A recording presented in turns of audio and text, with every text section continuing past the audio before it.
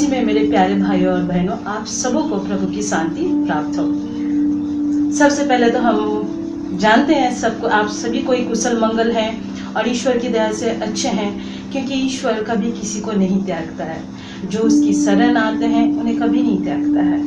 खास करके उनके बच्चे लोग जो उन पे विश्वास करते हैं, जो उनके नाम पे आस्था रखते हैं, भरोसा रखते हैं, उनके नाम पे अपना जीवन को निर्वाह करते हैं, उनका अनुसरण करते हैं, उनको कभी नहीं त्यागते हैं। इसलिए हमें पता है आप लोग सब कोई अच्छे हैं और मसीह की उपस्थिति में आप लोग का ग्रोथ, आप लोग का जीवन बहुत अच्छा से निर्वाह हो रहा है, हमें पता है। तो आज हम लोग बात करेंगे, देखिए इस अभी का जो परिस्थिति चल रहा है, स्पेशली जो समय जो चल रहा है, जिस तरह का जो तौर तरीका चल रहा है, जिस तरह का बच्चे लोग अपना जीवन निर्वाह कर रहे हैं, एक परिवार जिस तरह से संचालित हो रहे हैं, उसी के ऊपर हम लोग आधारित बात करेंगे। बात यही है कि हमारे जीवन में प्रभु की उपस्थिति कितना है। बात यही है हमारे जीवन में प्रभु की महिमा कितना है। बात यही है कि हमारे जीवन में प्रभु का चमत्कार कितना है। बात यही है कि हमारे जीवन से भी बहुमूल्य समय निकाल के हम उनको दे पा रहे हैं या नहीं। जीवन तो हर कोई जी लेता है, एक पापी भी जीता है, एक धर्मी भी जीता है, एक कैदी भी जीता है, एक प्रचारक भी जीता है, सब कोई जीता है। इंसान भी जीता है, जानवर भी जीता है, लेकिन उपस्थिति ईश्वर का है या नहीं, है या नहीं, उनका जीवन हमारे जीवन में उपस्थित है या नहीं, ये जानना जरूरी है, ये महसूस करना जरूरी है। जो इंसान अपने जीवन में पहला स्थान ईश्वर को देते हैं, उन्हें मानते हैं, उनका जीवन धन्य है, क्योंकि वो इंसान मरने के बाद भी जिंदा रहता है दूसरों के सोच में, अपने बच्चों के, अपने परिवार के, अपने पड़ोसी के, अपने रिश्तेदारों के, हर एक के जीवन में, हर एक के सोच में वो जिंदा रह जाता है। तो आज हम इसी के बारे में बात करेंगे। देखिए, हम लोग दूसरों को बहुत फॉलो करते हैं, दूसरों का जीवन से बहुत प्रेरित होते हैं, अपना जीवन को छोड़ देते हैं, अपना सच्चा लीडर, अपना सच्चा ताकत उसी को छोड़ देते हैं, दूसरों का उदाहरण देते हैं, दूसरों को मानते हैं।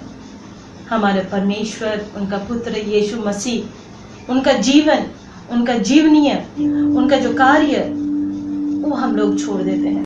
उनका एग्जाम्पल हमारे जीवन में हम लोग लागू नहीं करते, बच्चों को एग्जाम्पल देते हैं ना दूसरों को दे पाते हैं, क्योंकि हमने उनको अपनाया नहीं है। देखिए, मसीह ने जिस तरह का जीवन, जिस तरह का कार्य उन्होंने अपने जीवन में किया है, जिस तरह का शत्रु को क्षमा बोलिए, या फिर किसी बीमार इंसान का देखभाल बोलिए, या किसी गरीब का मदद बोलिए, हर जगह पे उन्होंने अपने आप को साबित किया है अपना जीवन के जरिए। लेकिन आज हम लोग उदाहरण देते हैं दूसरों का, हम उदाहरण गलत है। हम ये बोल रहे कि हम लोग मसीह को छोड़ देते, यीशु को छोड़ देते हैं, उनका उदाहरण को छोड़ देते हैं। हमें वो अपने सोच में नहीं दिखते हैं, तो इसीलिए हम अपने बच्चे में, हमारे जो भी रिश्तेदार हो या फिर जान पहचान के लोग हो, जब भी वो लोग में सलाह मांगते हैं, तब हम लोग नहीं दे पाते हैं। हम लोग क्या देते हैं, मूवी का, कोई मूवी का एग्जाम्पल दे देते हैं, या ऐसे कोई इंसान के बारे में बोल देते हैं। लेकिन यीशु के बारे में कब बोलते हैं? जब हम में गिरते हैं, जब हम लोग उठने के काबिल नहीं रहते हैं, तो अपना कमजोरी अपने ऊपर हावी हो जाता है, तब हम दुहाई देते हैं ईश्वर का कि हमारे ईश्वर हमें देखता नहीं है, हमारा ईश्वर हम हाथ बढ़ा के हमें उठाता नहीं है, हमारा ईश्वर मदद भेज, हमारा ईश्वर अंधा है, हमारा ईश्वर ऐसा है, हमारा ईश्वर वैसा है। क्यों? तब जब हम खुश रहते तब याद नहीं करते हैं, जब हम अपने जीवन में मसरूफ रहते हैं, बिजी, उनको याद नहीं करते हैं, जब तकलीफ में पड़ते हैं, गड्ढे में पड़ते हैं या फिर पड़ते हैं, तब याद करें। क्यों? बाकी समय क्या हो गया? बाकी समय मूवी का एग्जाम्पल, बाकी समय किसी और का एग्जाम्पल, बाकी समय कोई सीरियल में बिजी, बाकी समय अपने जीवन में बिजी। क्यों? यही होता है इंसान का सोच। हम अगर अपनी सोच में यीशु का उपस्थिति रखेंगे, हम अपने सोच में परम पिता का उपस्थिति रखेंगे, तो हमारा सोच वैसा होगा। देखिए, स्तोत्र ग्रंथ साम्स, उसमें लिखा हुआ है, विधर्मी भले ही घास की तरह बढ़ते हो, सब दुष्ट भले फलते फूलते हो, किंतु वे सदा सर्वदा के लिए नष्ट किए जाएंगे। इसका एक घास को हम देखेंगे, ज्यादा दिन का उनका जिंदगी नहीं रहता, लेकिन उसमें भी सुंदर से कलरफुल फूल है, हाँ, उसमें खिलते हैं। एक घास भी बहुत सुंदर लगता है दिखने में।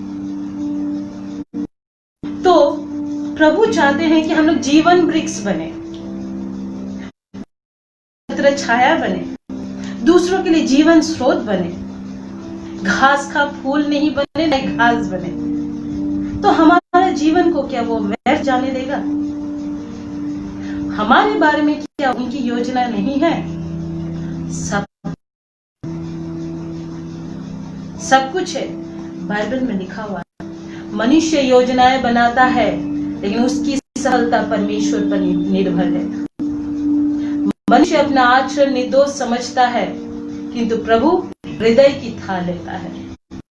हम लोग महान महान योजना बनाते हैं, प्लानिंग पे प्लानिंग, प्लानिंग पे प्लानिंग, तरक्की की प्लानिंग, पढ़ाई का प्लानिंग, उन्नति का प्लानिंग, इवन शादी कैसे करे उसका प्लानिंग, कहाँ घूमने जाए उसका, किस तरह से अपने जीवन को निर्वाह करे उसका प्लानिंग, माँ बाप कौन सा वृद्धाश्रम में डालेंगे उसका प्लानिंग, हर चीज का प्लानिंग है हमारे पास।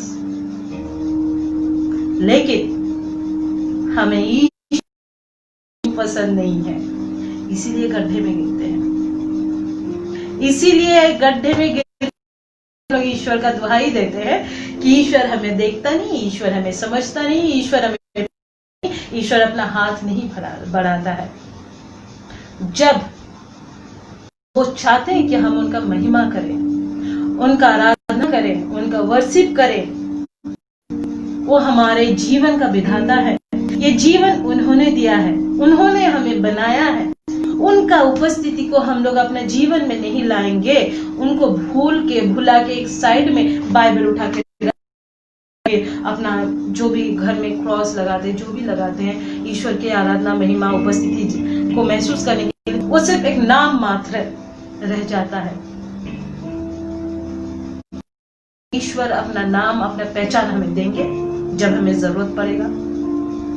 कभी नहीं देंगे, कभी नहीं देंगे। लेकिन इसमें भी और एक बात है, वो बहुत प्रेमी है, बहुत प्रेमी है। शायद उस टाइम हम लोग सच्चा पछतावा अगर करें, दुहाई दे, मन अगर परिवर्तन करें, तो फिर से हमें अपना लेंगे, कभी नहीं त्यागेंगे, क्योंकि उन्होंने अपना पुत्र एकमात्र यीशु के पवित्र लहू से हमें खरीदा है। उनका प्रेम महान है। हम लोग देखे हैं बहुत जगह में ईश्वर का गुस्से का दुहाई देते हैं, परमेश्वर बहुत गुस्से वाला है, परमेश्वर बहुत जलन रखने वाला परमेश्वर। ऐसा नहीं है, ऐसा बिल्कुल भी नहीं है। परमेश्वर परम दयालु है, परम दयालु है। देखिए, हम लोग बहुत बार देखे हैं, फ्राइडे बहुत रखते हैं, सैटरडे भी रखते हैं, ट्यूसडे को रखते हैं, ठीक है। 40 डे में फास्टिंग भी वैसा, खाना नहीं खाएंगे, बालों में कोम नहीं करेंगे, तेल नहीं लगाएंगे, दाढ़ी नहीं बनाएंगे, आदमी नहीं बनाएंगे, बाल कटिंग नहीं करेंगे, अपना हेयर कटिंग नहीं करवाएंगे, कोई दारू को छुएगा नहीं, कभी नहीं छुएगा 40 डेज तक। जैसे 40 डेज ईस्टर घुसा कि बॉटल हाजिर। तो 40 डेज के लिए हमारा परमिशन है, 40 डेज के लिए हमारा सुनवाई होता है। आप बताइए ये कैसा जीवन है,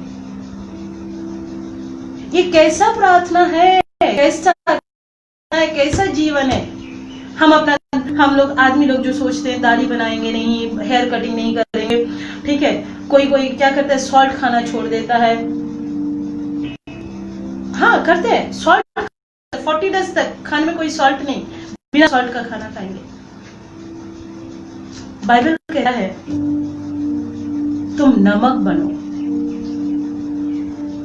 तुम नमक बनो। नमक एक ऐसा जो हर एक खाने में स्वाद जगाता है। आपको शायद पता होगा मिठाई में भी बहुत कम मात्रा में सॉल्ट दिया जाता है। एक मीठा चीज को भी बनाने के लिए सॉल्ट का जब जरूरत पड़ता है तो सॉल्ट का महत्व कितना है। हम क्या सच में आज अपने जीवन में नमक का स्थान रखे हैं? हमारे जीवन में वो स्वाद है, या फिर हमारा जीवन दूसरों के लिए वो स्वादिष्ट जीवन जो कोई हमारा एग्जाम्पल दे दे? हमारे बच्चे भी हमारा एग्जाम्पल नहीं देंगे हमारे बाद, शायद सामने बोल देंगे अरे तुम्हारे पापा को देखो, हाँ कितने अच्छे इंसान है, कितने अच्छे इंसान थे। सामने हमारे पीठ पीछे नहीं। क्यों? क्योंकि बनाया है हमने अपना जीवन को फल उत्पन्न करने वाला जीवन नहीं बनाया है, ना वो छांव देने वाला जीवन वृक्ष बनाया है, ना ही वो जीवन का जल स्रोत बनाया है, ना ही वो खाने का बनाया है। कुछ नहीं बनाया हमारा जीवन। तो हमारा जब जीवन व्यर्थ है तो सोचिए जो परमेश्वर अपना पुत्र को बलि चढ़ा के उनके खून से खरीदा है, हमारे हर एक पाप क्षमा के लिए वो अगर बलि चढ़े हैं तो हमें वो कितना प्यार करते हैं, उन्हें कितना तकलीफ होता है हम लोग इस तरह का व्यवहार करते हैं। जब हम एक दूसरे को नहीं पहचानते हैं, जब हम एक दूसरे को पूछते तक नहीं, हमारे खुद के रक्त संबंध को हम लोग याद नहीं रखते। जब ऊपर चढ़ जाते हैं ना, इंसान तरक्की कर लेता है, भूल जाता है, माँ बाप को भूल जाता है। बाइबल कहता है जिस नाप से तुम नापोगे उसी नाप से तुम्हारे लिए नापा जाएगा। आज तुम्हारे पास सामर्थ्य है, तुम्हारे पास कैपेबिलिटी है, तो तुम दूसरों को भूल जाओगे। मसीह के नाम पर कलीसिया के में हम लोग जितने भी उपस्थित हैं, इस दुनिया में जितने भी उपस्थित हैं, एक दूसरे के भाई बहन हैं। क्यों भूल जाते हैं? पता है क्यों? क्योंकि हमारे आत्मा में ईश्वर का निवास नहीं है।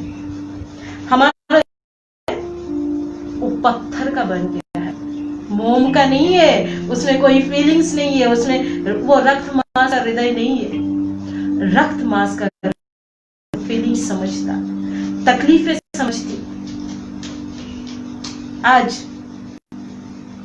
कितने लोग वायरस में पीड़ित हैं, हॉस्पिटल में उन लोगों को पानी नहीं है, ट्रीटमेंट सही नहीं है, ऐसे लोग मरे जा रहे हैं। कुछ दिन पहले एक औरत आई हॉस्पिटल में ट्रीटमेंट के लिए, उनको वायरस नहीं था, कोरोना वायरस नहीं था, फिर भी उनको ऐसे फेंक के रख दिया, वो औरत ट्रीटमेंट का मर गई। यह है हमारी इंसानियत, यह हमारा भाईचारा, यह हमारा सोच। आज इंसान जानवर से भी, इंसान में इंसान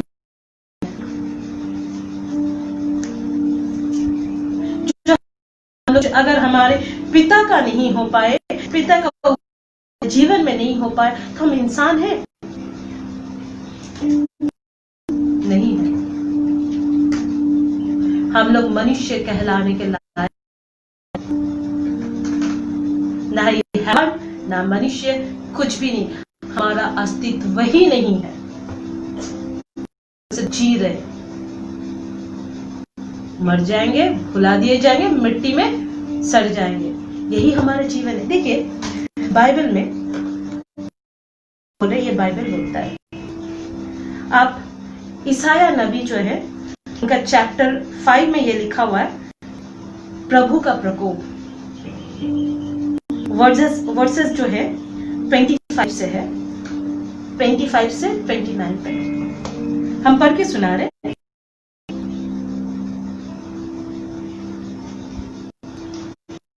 प्रभु का क्रोध अपनी प्रजा के विरुद्ध भड़कता है, वो उसे मारने के लिए हाथ उठाते हैं, पर्वत कांप उठते हैं, सब मतलब सब कूड़े करकट की तरह सड़कों पर पड़े हैं, फिर भी उसका शांत नहीं होता।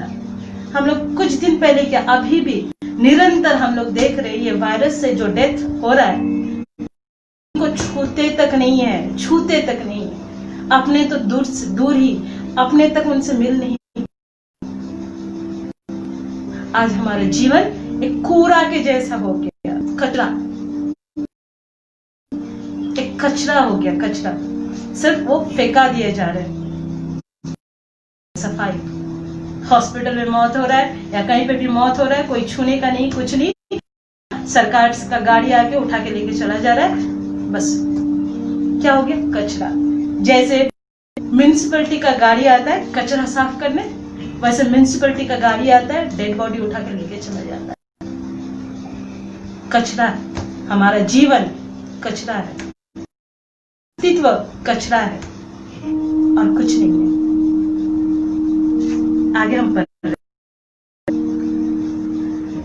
सब कूड़े करकट की तरह सड़कों पर पड़े हैं, फिर भी उसका क्रोध शांत नहीं होता, उसका हाथ उठा रहता है, वो एक दूरवर्ती राष्ट्र के लिए झंडा फहराता है, वो सीटी देकर उसे पृथ्वी के सीमांतों से बुलाता है, वो अविलंब शीघ्र ही आ पहुंचता है, उसके योद्धाओं में ना तो कोई थका मांदा है और ना कोई लड़खड़ाता है, उनमें ना तो कोई उगता और ना कोई सोया हुआ है, उनका कमर ढीला नहीं है और उनके जूते के बंधन टूटे हुए नहीं हैं, उनके वाण हैं और उनके धनुष चराए हुए हैं, उनके घोड़ों की टापो चकमक जैसी और उनके रथों के पहिए ववंडर जैसे हैं, वे सिंह की तरह गरजते और सिंह शावकों की तरह दहाड़ते हैं। ये देखिए यहाँ पे से ईश्वर का क्रोध भड़कता है। देखिए हम नहीं बोल रहे ईश्वर क्रोधी है, हम नहीं बोल रहे क्रोधी है। पिता को क्रोधी होना भी चाहिए जब उसके बच्चे उनसे दूर चले जाते हैं, जब उनके बच्चे उनको नहीं समझते, सही गलत का पहचान नहीं करते,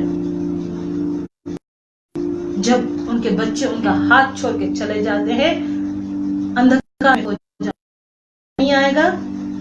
आज आप बताइए, एक परिवार कोई बच्चा अगर बदमाशी करेगा, शासन के लिए माँ बाप या फिर रिश्ते नाते हर कोई मुंह खोल के बोलते हैं, अरे उसको टोको, उसको रोको, गलत रास्ते पे। क्यों? क्योंकि उस बच्चे से हमें प्यार है, इसलिए हम नहीं चाहते कि वो गलत रास्ते में जाए। तो क्या पिता को हमसे प्यार नहीं है? पिता का क्रोधी होना लाजमी ही है, लेकिन वो बहुत सहने के बाद होता है। हम लोग कचरे जैसा जिंदगी जी रहे हैं, हमारे जीवन में उपस्थिति नहीं है, हमारे जीवन में ईश्वर का निवास, ईश्वर का जो वरदान है वो नहीं है, जीवन है वो नहीं है, प्रेम नहीं है, शांति नहीं है, आनंद नहीं है, तो हमारा जीवन व्यर्थ है। आज हमारा जीवन कचरे जैसा है। आज ये जो कोरोना वायरस है, इसी के चलते लेकिन बहुत सारा सच्चाई हम लोग के सामने आ रहा है। ऐसा बात नहीं है, बहुत लोग भी मन फिराव कर रहे हैं, लेकिन सिर्फ अभी इस टाइम तक लिमिट में मत रहिए, इसको जीवन कंटिन्यू करना है। जैसे फास्टिंग 40 डेज के लिए नहीं होता है, उसके बाद भी होता है।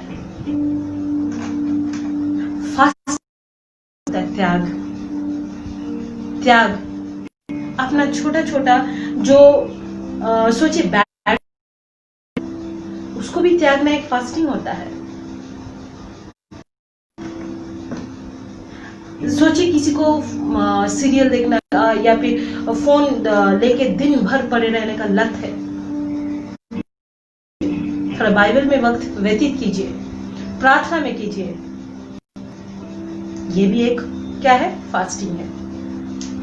फास्टिंग खाना पीना त्यागना नहीं होता है, ड्रिंक छोड़ देना फास्टिंग नहीं होता है, हेयर कटिंग नहीं कराएंगे, दाढ़ी नहीं बनवाएंगे, ये फास्टिंग नहीं होता है। औरत लोग को नहीं करेंगे, हाँ सूखा मुंह लेके एकदम घूमेंगे बाहर, और कोई अगर पूछा नहीं खुद से बोलेंगे हाँ देखिए ना मेरा मुंह कितना सूख गया, फास्टिंग कर रही हूँ, फास्टिंग कर रही हूँ। कोई इंसान अगर खुद से जाकर अपना प्रशंसा, अपना प्रेज अगर दूसरों का मुंह से सुनना चाहेगा, तो वो क्या ईश्वर का प्रेज एंड वर्शिप का हकदार है, या वो करके अपना जो है गिफ्ट, अपना जो गिफ्ट वो लेके अपना भर लिए, है कि नहीं? हम लोग दूसरों का तारीफ, दूसरों के मुंह से तारीफ सुनना बहुत पसंद करते हैं। हम नहीं चाहते कि ईश्वर एक जो है बहुत आगे निकले, उसके बारे में नहीं सोचते। हमें दुनिया का तारीफ बहुत पसंद है। देखिए कोई इंसान अगर किसी के विरोध में बात करता है, तो हम लोग क्या करते हैं? उसके ऑपोजिट में हम लोग बोलना चालू करते हैं। हम लोग उसके लिए प्रार्थना नहीं करते हैं, उसके लिए अच्छा सोच नहीं सोचते हैं। हम लोग क्या करते हैं? उसके खिलाफ हम लोग भी बोलना शुरू करते हैं। तो ये क्या जीवन हो गया है? ये किस तरह का जीवन हो गया? हम भी तो वही विधर्मी बन गए, हम भी तो उसी तरह का जीवन जी रहे। तो हम लोगों में और उन लोगों में क्या अंतर रह गया? देखिए मसीह में मेरे प्यारे भाई और बहनों, ऐसा जीवन नहीं जीना है। हमारा परमेश्वर, हमारा यीशु इस तरह का जीवन हमें नहीं सिखाया है। हमारे जीवन में ईश्वर की महिमा हमेशा होना चाहिए। हम लोग एक सूर्य के जैसा चमकना चाहिए। जो कोई भी अंधकार का शक्ति या फिर दुष्ट शक्ति से पीड़ित जड़ित लोग हो, वो लोग जब हमारे सामने आए, वो अपना गलती को खुद से एक्सेप्ट करे, बोले अरे ये तो बहुत भला इंसान है, हम इसके बारे में क्यों ऐसा हरकतें कर रहे हैं। ऐसा होना चाहिए हमारा सोच। हमारे जरिए दूसरों तक ये रोशनी जो है, ईश्वर का जो ज्योति है, ये पहुंचना चाहिए। हम लोग अपना जीवन को कचरे के माफिक नहीं जिए, वरना इसी तरह से जीवन जिएंगे। अभी मौत होगा, हाँ कैसे होगा पता नहीं, कभी एक्सीडेंट से हो या फिर भूकंप से हो या फिर कैसे भी किसी भी हालत में हो, हम लोगों को म्युनिसिपैलिटी का सहारा मिलेगा, बस इतना। ये जीवन नहीं है। मरने के बाद होता है असल जीवन। अपना जो कर्म है ना, अपना कर्म मरने के बाद बोलता है। क्योंकि इंसान सामना सामनी, बहुत लोग इंसान एक दूसरे का तारीफ करते हैं या अपना जरूरत पूरा करने के लिए चापलूसी करते हैं। हम लोग को सही गलत का पहचान करना बहुत मुश्किल हो जाता है। तो हमारे जीवन का जो लक्ष्य है, हम लोगों ने किस तरह से सफलता प्राप्त किया है, ये हम लोगों का पीठ पीछे भी किस तरह से बातचीत हो रहा है, या हमारे बच्चे किस तरह से हमारे जीवन को फॉलो कर रहे हैं, और हमारे मौत के बाद भी हमारा उपस्थिति उनके जीवन में कैसे बनी रह रहा है, इसके ऊपर हमारा कार्य है। सफलता वही है। इसलिए हमारे सोच को सूर्य के जैसा चमकाना है। एक ज्योति के जैसा चमकाना है, अंधेरे का छाया नहीं रहे। अभी अंधेरा क्या है? अंधेरा होता है हमारा सोच, हमारा कमजोरी, जो हमें ईश्वर का अनुसरण करने के लिए रोकता है। बहुत से लोग बोलते हैं कि मूर्ति पूजा गलत है, ठीक है, बहुत कोई बोलता है, लेकिन हम एक बात बोलते हैं, मूर्ति पूजा गलत है, मूर्ति को पूजना गलत है, लेकिन हम लोग अपने अहम को पूजते हैं, वो गलत नहीं है, वो भी एक मूर्ति है। हम अपने गुस्से को, अहम को, अहंकार को अपना जगह देते हैं अपने ईश्वर के पहले, वो भी एक पूजा है। अपना सौंदर्य को पूजना, ये भी एक पूजा है। अपना पैसों को पूजना, ये भी एक पूजा है। अपना खाने को, भोजन को स्थान देना अपना जीवन में, ईश्वर के पहले, वचन के पहले, प्रार्थना के पहले, ये भी एक पूजा है। भोग विलास भी एक पूजा है। स्वार्थपरता एक पूजा है। आलस्य ये एक पूजा है। कठोरता एक पूजा है। ऐसा नहीं करना है। पूजा सिर्फ यही नहीं होता है, पूजा सिर्फ मूर्ति पूजा नहीं होता है। पूजा होता है जो हम लोग करते हैं अपना जीवन में, कठोरता, निर्ममता। आज इंसान को प्यार नहीं करता है, इंसान जानवर को भी प्यार नहीं करता है। इंसान कोई काम का नहीं रहा, कचरा बन गया, क्योंकि हम लोग कचरे का पूजा करते हैं अपने जीवन में। ये बाइबल का कोई स्थान नहीं, इसीलिए हमारा जीवन कचरा बन गया, हमारा सोच कचरा बन गया। मौत के बाद भी कचरे के माफिक हम लोग का सफाई हो रहा है, क्योंकि हम कचरे हैं। कचरे से निकलिए, एक दूसरे को ताकना बंद कीजिए, मसीह को फॉलो कीजिए। ईसाइस नबी में जो ईसाइस नबी का जो चैप्टर है, चैप्टर 5, हाँ, तो वहां पे लिखा हुआ है, सब कूड़े करकट की तरह सड़कों पर पड़े हैं, फिर भी उसका क्रोध शांत नहीं होता। परमेश्वर का क्रोध। तो हमारा जीवन कैसा होना चाहिए परमेश्वर के नजर में? आज अभी हम लोग उसी बारे में बात करेंगे। सोच, ईश्वरीय सोच कैसे होना चाहिए हमारे जीवन में, परमेश्वर कैसे होना चाहिए। ईश्वर ने हमें रचा है, बनाया है, तो हमारा जीवन उसी तरह सुगंधित, उसी तरह बहुमूल्य, उसी तरह एक रक्त मांस का हृदय हमारे आत्मा में होना चाहिए। हमारा हृदय इस तरह का होना चाहिए, हमारा सोच परमेश्वर का सोच होना चाहिए।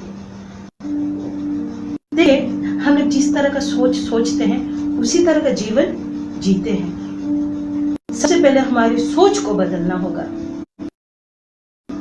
हमें दूसरे जीवन नहीं जीना है, हमें मसीह में अपना जीवन जीना है। कैसे?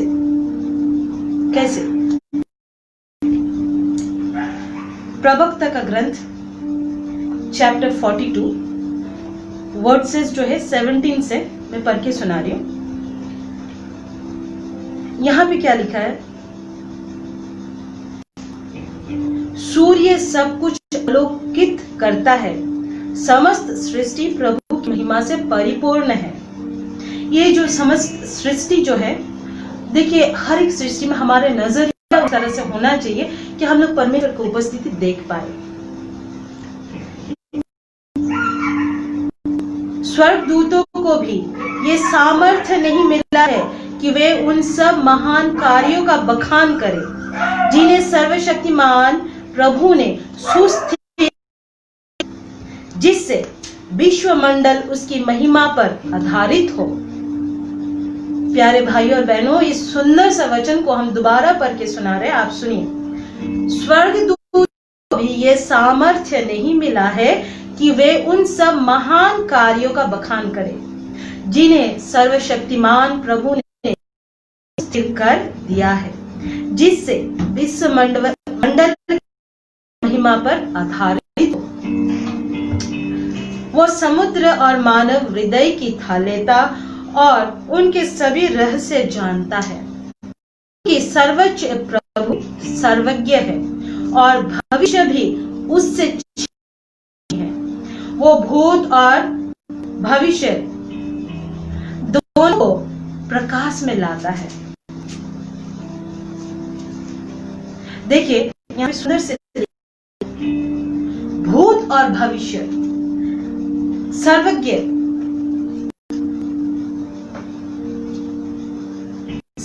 प्रभु भविष्य से छिपा हुआ नहीं है। वो भूत और भविष्य दोनों को प्रकाश में लाता है, दोनों को प्रकाश में लाता है। मतलब क्या है? भूत मतलब हमारा पास्ट, भविष्य मतलब हमारा फ्यूचर। देखिए फ्यूचर हमारा क्या है हमें नहीं पता। अभी हम लोग जिंदा है, बात कर रहे हैं, काम कर रहे हैं, क्षण भर में हमारे साथ होगा हमें नहीं पता। फ्यूचर उनके हाथ में है। पास्ट हमारा कर्म जो हमने किया है वो उनके सामने है। समय समय पे वो ठीक सामने आ जाएगा हमारा कर्म, क्योंकि हमें कभी नहीं छोड़ेगा। यही और आगे लिखा है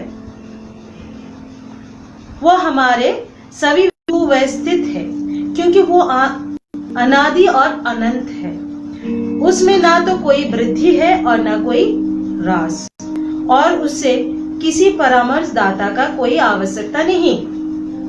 उसकी सृष्टि कितनी रमणीय है, हम उसका झलक मात्र है। उसके समस्त कार्य अनुप्रणित और स्थायी है।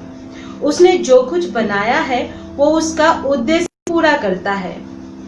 उन्होंने जो कुछ भी रचा है, बनाया है, इवन हमारा भी जो सृष्टि हुआ है वो उनकी योजना के अनुसार हुआ है, नहीं भूलना है। और ये एक उनका उद्देश्य का पूर्ति के लिए बनाया हुआ है। सब चीजें दो प्रकार की होती है, एक दूसरे से ठीक विपरीत। उसने सब कुछ भी व्यर्थ में नहीं बनाया, वे एक दूसरे की कमी पूरा करती है। प्रभु की महिमा देखने पर कौन तृप्त होगा? कोई नहीं होगा।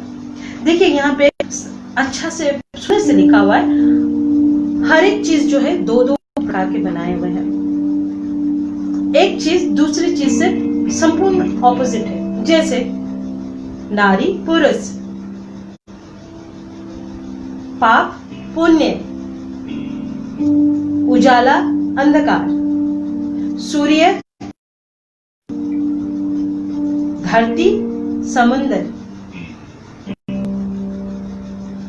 आग पानी। हम लोग को भी इस चीज को अपनाना है। जीवन है तो मृत्यु है, इसको नहीं भूलना है। अच्छाई है तो बुराई है, पाप है तो पुण्य भी है। हमें अच्छा चीजों को अपनाना है। हमारे जीवन में अच्छा कर्म होना चाहिए, हमारे सोच में अच्छा चीजों का वृद्धि होना चाहिए। देखिए उनसे कोई भी चीज छुपा हुआ नहीं है। हमारा जो पास्ट है वो भी प्रकाश में लाया जाएगा। जरूरी नहीं कि हम लोग मौत के बाद हमारा जीवन का किताब खुला जाएगा, हम लोग नरक में झोंके जाएंगे, ऐसा बात नहीं है। हम लोग का अपना कर्म का लेखा इसी जीवन में देके जाना पड़ेगा। इसलिए हमारा कर्म हमें कभी नहीं त्यागेगा, कभी नहीं छोड़ेगा। मरने के पहले सब सामने आएगा ही आएगा। जिस तरह से कर्म करेंगे उसी भोगेंगे, ये नहीं भूलना है। हमारा कर्म सही होना चाहिए। देखिए ईश्वर ने हमें रचा है, गढ़ा है, लेकिन चूज करना हमारे ऊपर निर्भर है। आज हम लोग दुष्ट चीजों को अपनाएं या ईश्वर के सामर्थ्य को अपनाएं। हम लोग बाइबल को ताकत बनाएं या फिर कमजोरी बनाएं, ये हमारे ऊपर निर्भर है, हमारे सोच के ऊपर निर्भर है। मसीह में मेरे प्यारे भाई और बहनों, हमारा ईश्वर का ताकत में बदलिए, हमारा सोच को मसीह जीवन में बदलिए, हमारे जीवन को दूसरे के उदाहरण के लिए बनाइए। ये सोच बनाइए, क्योंकि ये सामर्थ्य नहीं मिला है कि वे उन सब महान कार्यों का बखान करें जिन्हें सर्वशक्तिमान प्रभु ने सुस्थिर बना दिया है, सुस्थिर कर दिया है। विश्वमंडल उसकी महिमा पर आधारित रहे। देखिए, ये स्वर्गदूत लोग बहुत पवित्र होते हैं, हमारा बाइबल कहते हैं, लेकिन उन्हें भी ये सामर्थ्य नहीं है कि वो उनकी महिमा का बखान करें।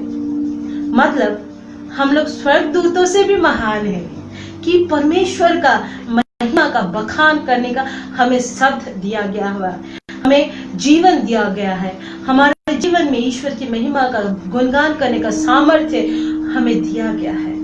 यह नहीं भूलना है। एक बात बताइए, जब हम लोग किसी का उन्नति, किसी के बारे में सोचते हैं तो हम लोग क्या करते हैं, हमारे जो सीनियर लोग रहते हैं, ऑफिस में काम करते हैं, हम लोग क्या उन लोग के साथ बहुत अच्छा व्यवहार करते हैं, बर्ताव करते हैं, अच्छा क्या ना, टेढ़ा नहीं जाते, उन लोगों से गलत रहने से भी मुंह पे उस तरह से नहीं बोलते। क्यों? वहां से काम करना है, हमारा पगार हमें चाहिए होता है, हम लोग का फैमिली का जो जीवन है वो उस पैसे से निर्वाह होता है। तो हम लोग क्या करते हैं, दुश्मनी नहीं मोड़ते हैं, हम लोग अच्छा से व्यवहार करते हैं। तो जिन्होंने हमें गढ़ा है, जिन्होंने हमें, जिसका हाथ में हमारा भविष्य है, हम उन्हें त्याग देते हैं। क्योंकि मैं एक समझाने का कोशिश कर रही हूँ कि मसीह जीवन कैसे होना चाहिए सही में, हमारे सोच के माध्यम से। तो पहले हम लोग एक छोटा सा प्रेयर कर लें, सबको आंख बंद कर लें। हे मेरे परमेश्वर, हम लोग जो भी प्रार्थना, जो भी बाइबल के बारे में बातचीत कर रहे हैं, उसमें आपकी उपस्थिति हो, और ये जो भी डिस्टर्बेंस है, जो भी है प्रभु, इसे हम आपके हाथ में समर्पित करते हैं। और जितने भी लोग सुन रहे हैं, देख रहे हैं, उन्हें भी आपके हाथ में समर्पित करते हैं। आपके पुत्र यीशु के नाम से हम सभी पर दया करो प्रभु, और आपकी उपस्थिति, आपकी पवित्र आत्मा सभी तक पहुँचे और सभी को आपकी महिमा को समझे और अपना जीवन में बदलाव लाए, अपना जीवन को मसीह जीवन बना पाए, यीशु मसीह के जैसा। दया करो। Praise the Lord. Thank you Jesus. देखिए, हम लोग जो बात कर रहे थे, ईसाइस नबी में जो लिखा हुआ है उसी के ऊपर आधारित होके ये जो वचन है, ईश्वर की उपस्थिति, ईश्वर की महिमा कैसे होना चाहिए। देखिए, आज जो मैं बात कर रही थी कि इंसान का सोच के बारे में, इंसान का सोच महान होना चाहिए। हम जो ये कचरे वाला जीवन का उदाहरण दिए, मतलब क्या है, हमारा सोच हर एक चीज दो तरह का है, हर एक चीज दूसरी चीज से ऑपोजिट है। मेल है तो फीमेल है, सच्चाई है तो सच्चाई है तो वैसे आपका अंधकार की शक्ति है, मतलब उसका ऑपोजिट। पाप है तो पुण्य है, रोशनी है तो अंधकार है, सूर्य है तो चंद्रमा है। हर एक चीज से ऑपोजिट है। वैसे हमारे सोच में भी बदलाव लाना है। हमारे सोच में गंदगी नहीं होना चाहिए, हमारे सोच में एक लाइफ, एक जीवन होना चाहिए, हमारे सोच में एक प्रेजेंस होना चाहिए ईश्वर का। गंदगी नहीं होना चाहिए किसी के भावनाओं में, किसी के सोच में, किसी के बारे में भी गंदगी नहीं होना चाहिए। हमारा सोच महान होना चाहिए, हमारा सोच परमेश्वर के ऊपर निर्धारित होना चाहिए। कोई हमारे बारे में गलत भावना पाल रहे हैं तो हम भी उसके लिए गलत भावना पाले, ऐसा नहीं है। हमारे अच्छाई से उसको जीतने का कोशिश किए, अपना अच्छाई, अपना जीवन में अच्छे कर्मों के द्वारा उस इंसान को परिवर्तन करने का सोचिए। ये होता है बदलाव, ये होता है मसीही जीवन, ये होता है सही मायने में एक आदर्श जीवन। देखिए, हम लोग कैसे सच्ची आराधना करें, कैसे ईश्वर की महिमा करें, इसके ऊपर भी लिखा हुआ है बाइबल में। ईसाइस नबी का ग्रंथ चैप्टर 66 में लिखा हुआ है सच्ची आराधना। मैं पढ़ के सुना रही हूं। प्रभु यह कहता है, आकाश मेरा सिंहासन है और पृथ्वी मेरा पावदान। तुम मेरे लिए कौन सा घर बनाओगे? मेरे विश्राम का घर कहाँ होगा? हम लोग ईश्वर को कुछ दे सकते हैं? सब कुछ तो उन्हीं का है। ये पृथ्वी, ये जगह, ये हवा, पानी, जो हम में सामर्थ्य है, वो सब कुछ ईश्वर का है। तो हम लोग ईश्वर को क्या दे सकते? कुछ भी नहीं। आगे सुनिए, मैंने अपने हाथों से सब कुछ बनाया है, सब कुछ मेरा ही है। यह प्रभु की वाणी है। किसका है? सब कुछ प्रभु का है। जो विनम्र और पश्चातापी है, जो श्रद्धा से मेरी वाणी सुनते हैं। मतलब क्या है? जो पश्चातापी है, जो विनम्र है, मतलब क्या है? देखिए, पश्चातापी का मतलब क्या है? हम खाली पश्चाताप करेंगे, प्रभु हमने पाप किया, प्रभु हमने पाप किया, प्रभु हमने पाप किया, हमें क्षमा करो, ऐसा नहीं है। पश्चाताप का मतलब है दोबारा आप वो गलती को नहीं दोहराएं, अपने जीवन में सेम चीज बार बार नहीं करें। मतलब क्या? पश्चाताप करके आप उस चीज को छोड़ के यीशु के पास आ गए। ये है विनम्रता का बात कर रहे हैं। विनम्रता मतलब क्या? नम्र, हर चीज में नम्र, हर चीज में हम महान है, हम महान है, हम बड़े हैं, हम ये है वो है, नहीं। ये है क्या? दिखावटी जीवन। जो सही मायने में इंसान बड़ा है वो कभी अपना दिखावा नहीं करता है। उसका जीवन, उसका जो नेचर, उसका कैरेक्टर बोलता है, वो नहीं बोलता है, उसका कैरेक्टर बोलता है। ये हमें याद रखना है। आगे और भी लिखा हुआ है, देखिए, कुछ लोग बछड़ा चराते हैं किंतु मनुष्य का भी वध करते हैं। पूरा सुनिए, वे भेड़ की बलि चराते हैं किंतु कुत्ते का भी गर्दन तोड़ते हैं। मतलब क्या है? हम लोग बलि चराते हैं, मतलब ऑफर करते हैं। कोई पैसा ऑफर करते हैं, तो कोई सोचिए भेड़ ऑफर करता है, या कुछ भी ईश्वर को प्रसन्न खुश करने के लिए। और उसी तरह से दूसरा तरफ में क्या करते हैं? वध करता है। वध का मतलब क्या है? मर्डर करना खाली नहीं। हम लोग किसी को गलत ठहरा रहे, अच्छा इंसान है, सही इंसान है, गलत साबित कर रहे हैं, या फिर उसको नीचे गिरा रहे, ये भी वध है। किसी का तरक्की के आड़े आ रहे जानबूझ के, ये भी वध है। कोई बच्चा अगर अच्छा पढ़ाई लिखाई कर रहा है तो हम लोग किस तरह से उसके सोच में खलाल पैदा करें या फिर नेगेटिव थॉट्स पैदा करें जिससे वो पीछे हो जाए, या किसी के तरक्की के आड़े आ जाए, या किसी को पुश करके उसके जीवन से गिरा दिए, ये भी एक वध है। ये नहीं कि हम चाकू लेके, पिस्टल लेके किसी को मर्डर कर दिए, वो वध है, ऐसा नहीं है। अपना सोच से भी किसी का नुकसान कर रहे हैं तो वो वध है। आगे सुनिए, क्या बोल रहे? वे भेड़ की बलि चराते, कुत्ते का भी गर्दन तोड़ते। मतलब क्या है? आगे लिखा है, वे अन्य मतलब क्या है? एक खान पान, भोजन सामग्री भी ऑफर करते लोग, ठीक है, उसको भी चढ़ावा चढ़ाते हैं, किंतु सुअर का भी रक्त भी चढ़ाते हैं। मतलब क्या है? देखिए, यहाँ पे हम लोग ये जो जानवर का, कुत्ते का, सुअर का जो विवरण दिया है, इसका मतलब ये नहीं है हम लोग जानवर से प्रेम करना चाहिए। कुत्ते का भी गर्दन तोड़ते, मतलब क्या? देखिए, हम लोग कोई घर पे कोई भी पेट हम लोग अगर रखते हैं, वो चाहे कुत्ता हो, बिल्ली हो, या कोई भी, हम उसको बहुत सुंदर से रखते हैं। बाहर के जो स्ट्रे डॉग्स है, बाहर के जो जानवर है, उन लोग में जीवन नहीं होता है। ईटा उठा के कोई बच्चा मारता है, कोई लात मारता है, कोई सीढ़ी के पास बैठा हुआ है, अरे क्यों बैठा है, घुसते निकलते टाइम लात मार दिया। नहीं, ये अगर हमें अपने घर के जानवर से प्यार है तो बाहर के जानवर से भी प्रेम होना चाहिए। इंसान के लिए नहीं ये मायने कि हम इंसान हैं तो दूसरे इंसान से प्रेम का भाव रखें, नहीं, जानवर के प्रति भी रखें। यही इसका मतलब है। आगे लिखा हुआ है,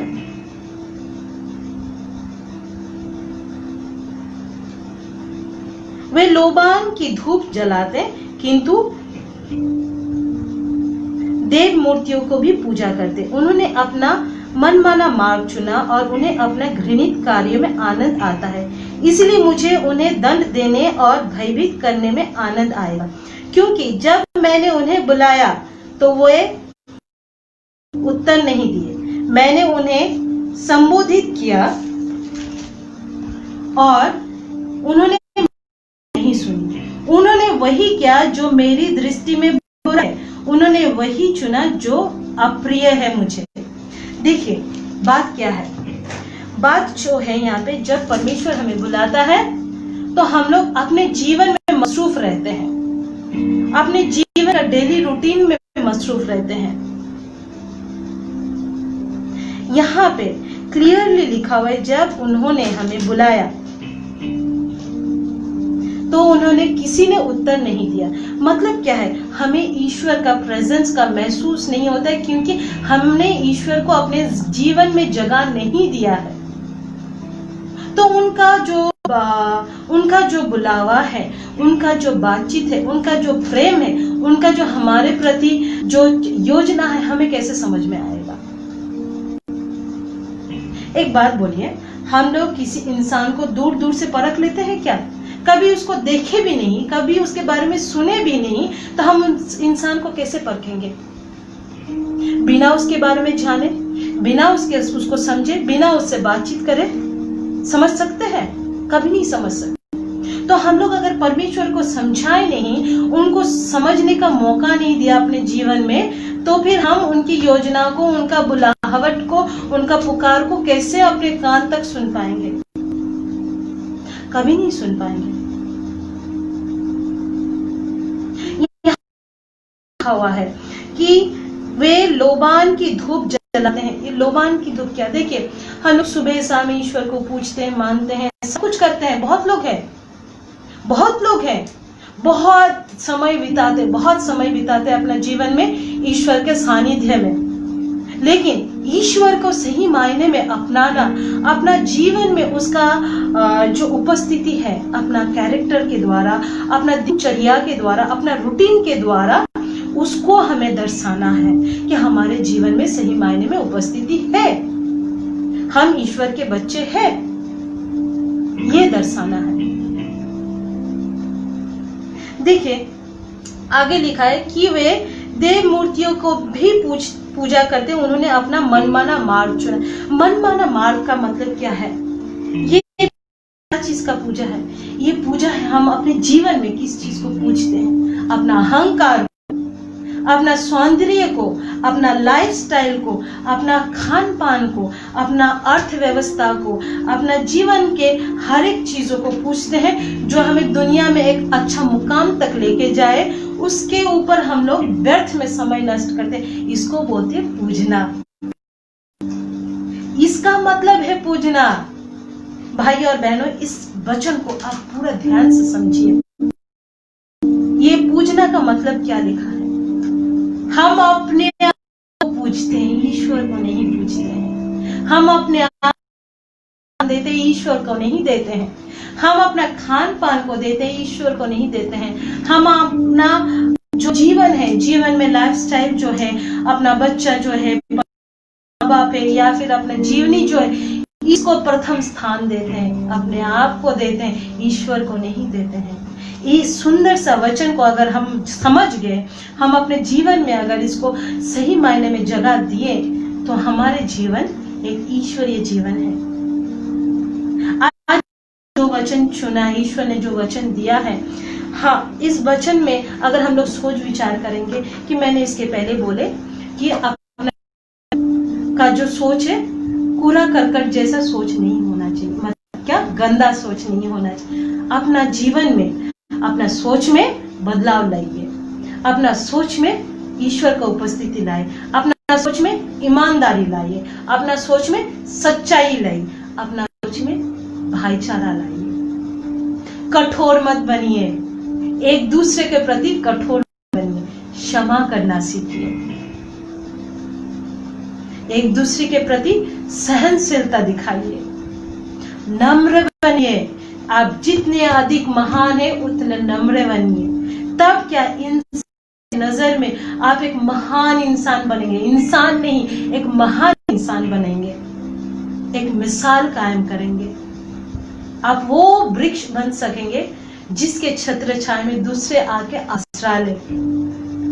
अपना जीवन को दर्शाइए, अपना कर्मों को दर्शाइए, अपना सोच को दर्शाइए।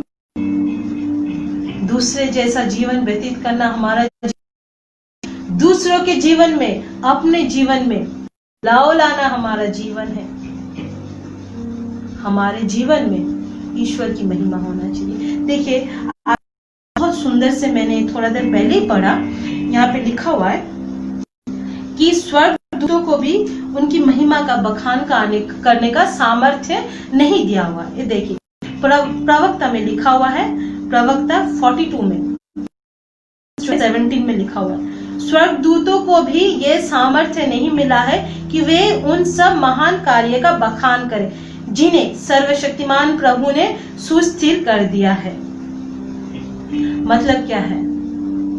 हम लोग स्वर्गदूतों से भी महान हैं। हम ईश्वर बहुत प्यार करते हैं। हमारा सोच उनके प्रति वैसा होना चाहिए। हर एक कार्य में ईश्वर को धन्यवाद देना चाहिए। हर एक काम में उनकी उपस्थिति होना चाहिए। हम लोग जब दिन शुरू करते, उस दिन में ईश्वर की उपस्थिति होना चाहिए। पता है, मेरे बहुत मेरे पापा के दोस्त हैं, वो लोग एक साथ काम थे, बहुत अच्छे दोस्त थे, पापा से बहुत जूनियर लेवल में थे। तो उनका सपना था कि वो बहुत अच्छा घर बनाए, क्योंकि उनका पेमेंट जो है उतना अच्छा नहीं था कि उनका सोच उनका ख्वाब को पूरा करे। तो उन्होंने क्या किया, उनके 2 बच्चे लोग थे, उनका खान में कटौती कर दिया। उनका जीवन है, जीवन में जो पैसा का जो खर्चा है, उस खर्चे को कटौती किया, वहां से पैसा बचाया। डेली हर एक चीज वो लोग जो है अपना ख्वाहिश को मारते रहे। बच्चे लोग छोटे से बचपन से बड़े हुए, काफी उन लोग का जो ख्वाहिश है, ख्वाहिश पे उसके पापा ने क्या लगाया, एक रुकावट लगाया। एक अच्छा खान पान के लिए भी उन लोग को वेट करना पड़ता था कि कब पूजा वेकेशन आए या कब घर पे मेहमान आए। ऐसे कर करके उन लोग का कपड़ा, हर चीज में कटौती किया। ट्यूशंस में भी कटौती कि तुम लोग घर पे पढ़ो, जैसे भी करके हो तुम्हें अच्छा रिजल्ट लाना है। ट्यूशंस में भी कटौती, हर चीज में कटौती कर करके, बचत कर करके उन लोगों ने ना घर बनाया, अच्छा घर बनाया, बहुत अच्छा घर बनाया। घर जब इनॉग्रेशन था, गृह प्रवेश था, नहीं करोगे, बहुत लोगों को बुलाया। गृह प्रवेश के दिन सब मेहमान लोग जाने के बाद रात को वो अंकल का स्ट्रोक हो गया, वहां पे उनका डेथ हो गया। वो अंकल उस घर में एक रात भी गुजार नहीं पाए। आप बताइए, पूरा जिंदगी उन्होंने पैसा संजोया, पूरा जिंदगी उन लोग का अंकुश लगाया, हर एक चीज में, हर एक खुशी में, हर एक खान पान में।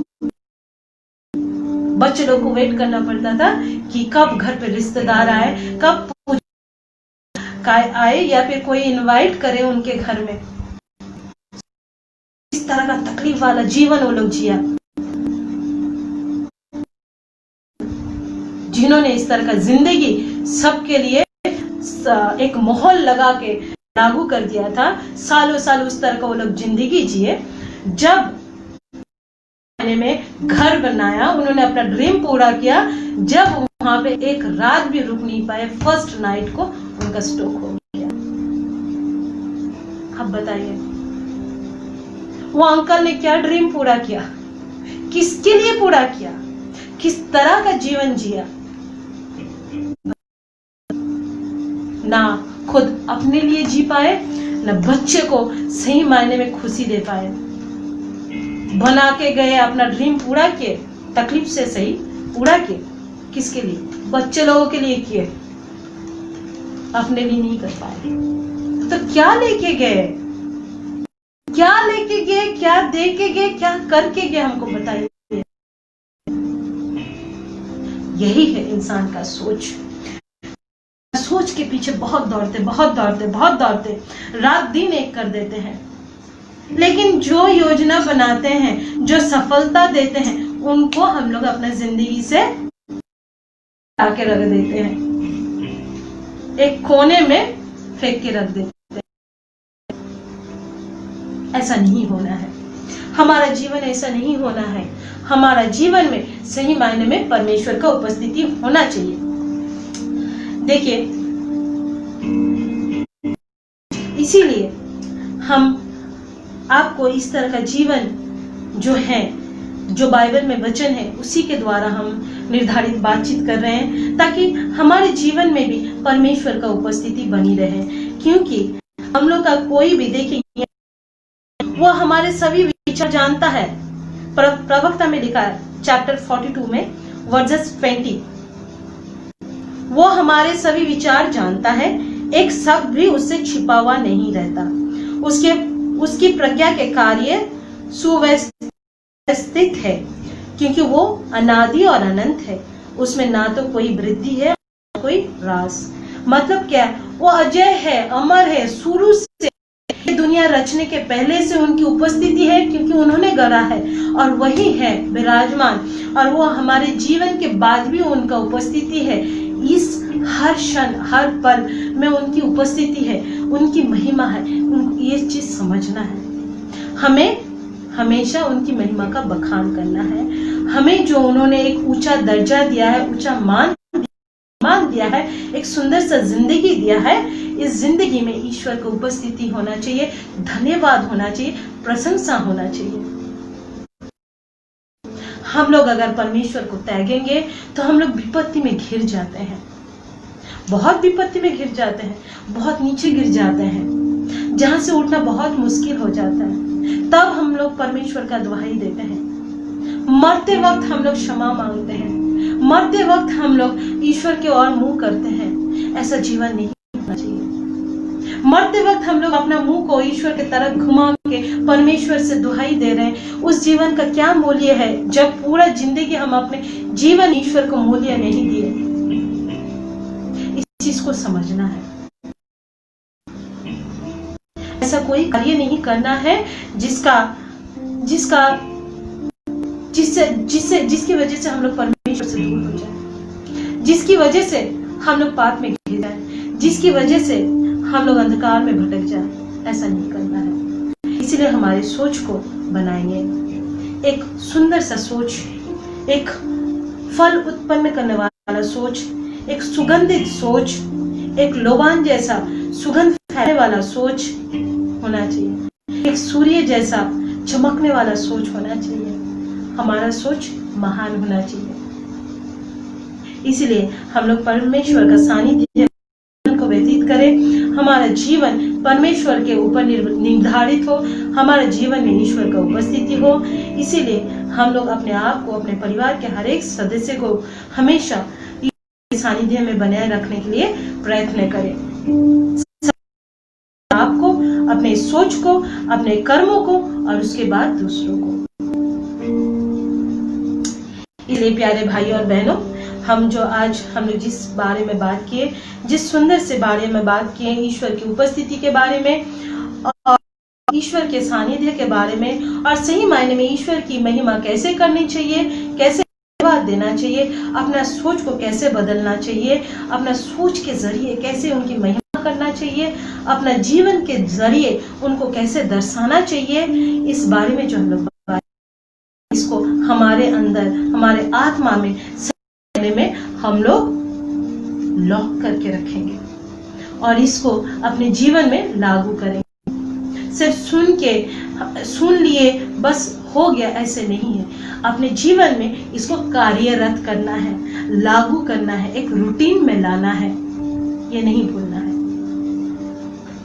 तो इसीलिए हम लोग सब कोई जितने भी लोग हम लोग प्रार्थना में अभी शामिल हैं, जितने भी हमें सुन रहे हैं, गुजारिश है कि हम सभी को ये आंख बंद कर ले, एक क्षण के लिए हमारे जीवन के बारे में सोचें। हमारा जीवन कैसा है? हमारा जीवन में ईश्वर की उपस्थिति है?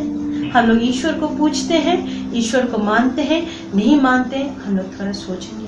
अगर नहीं है तो आज हमारा जीवन को परिवर्तन करेंगे। यू टर्न लेके आएंगे, हमारे जीवन को मसीह के हाथ में देंगे, ताकि हमारे जीवन में कोई बीमारी नहीं हो, कोई तकलीफें नहीं हो, कोई अशांति नहीं हो, कोई भी शत्रुता नहीं हो, सिर्फ आनंद ही आनंद हो, शांतिमय जीवन हो। इसलिए हमारे जीवन को हम लोग ईश्वर के करेंगे।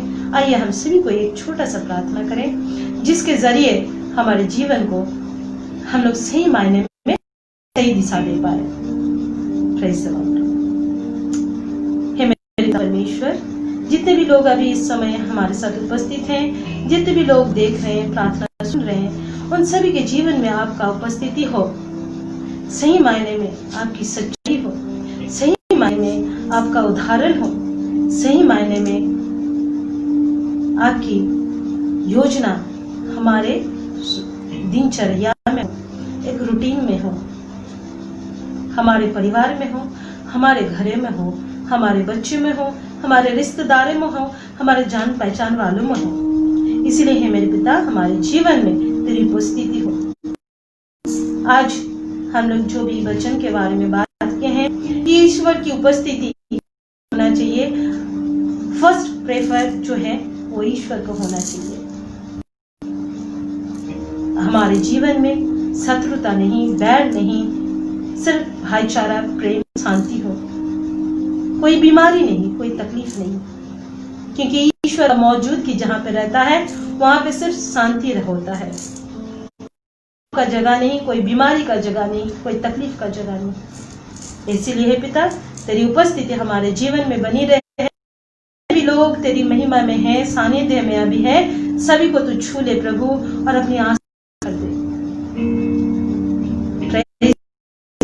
Hallelujah, hallelujah, hallelujah, praise the Lord, praise the Lord, hallelujah, hallelujah, hallelujah, praise the Lord, praise the Lord, hallelujah, hallelujah, hallelujah, praise the Lord, praise the Lord, praise the Lord, praise the Lord, praise the Lord.